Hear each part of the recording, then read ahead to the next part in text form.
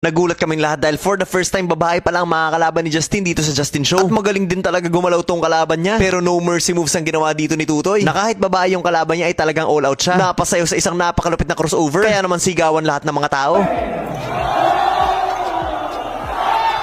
Ito ang pinakakakaibang Justin Show sa lahat simula na nag-umpisa ang Season 5. Bakit ko nga ba nasabi yun? Abangan nyo guys kung bakit. Kasi habang nag-warm up itong si Tutoy at kami naman ay naghihintay kung sino makakalaban niya, ay wala kaming ka-idea na ang pumasok pala sa court ay ang makakatapat niya. Ayun nga siya, habang nagsushooting ako, yung naka-blue, yan ang makakalaban ni Justin. At nang malaman namin ay lahat kami nagulat. Bakit nga ba? Ano nga bang meron sa kanya? At maya-maya lang ay tinawag na netong si Tutoy. Nang lumapit si Tutoy, saka lang niya nalaman na babae pala yung makakalaban niya. Kaya naman agad akong lumapit kasi first time lang to mangyayari.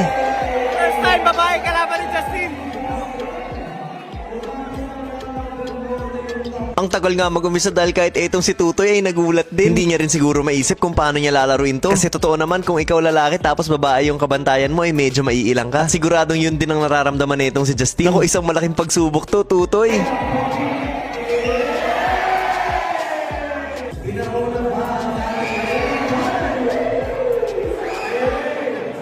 Na makuha na ng kalaban niya ang bola, mukhang seryoso talaga to at talaga naglalaro ng basketball. At para sa isang babae na kaedad niya ay magaling na rin talaga gumalaw. Kikita mo yung skills at alam mo talagang naglalaro. Pag-atake niya dito kahit wala sa balance, mapapansin nyo na ang ganda ng floater niya. Yun nga lang, sayang hindi pumasok. Dito nang makuha na ni Justin ang bola ay talagang nagsigawan ng lahat ng mga tao.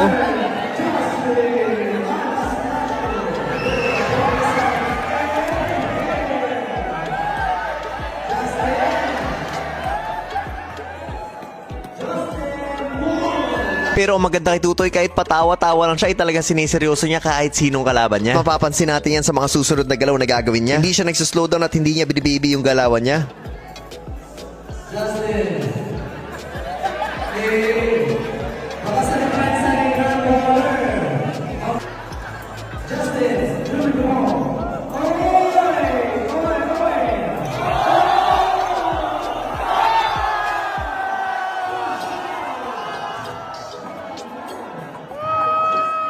At doon napansin natin na hindi nagbago yung galawan niya and it shows respect sa kapwa niya basketball player.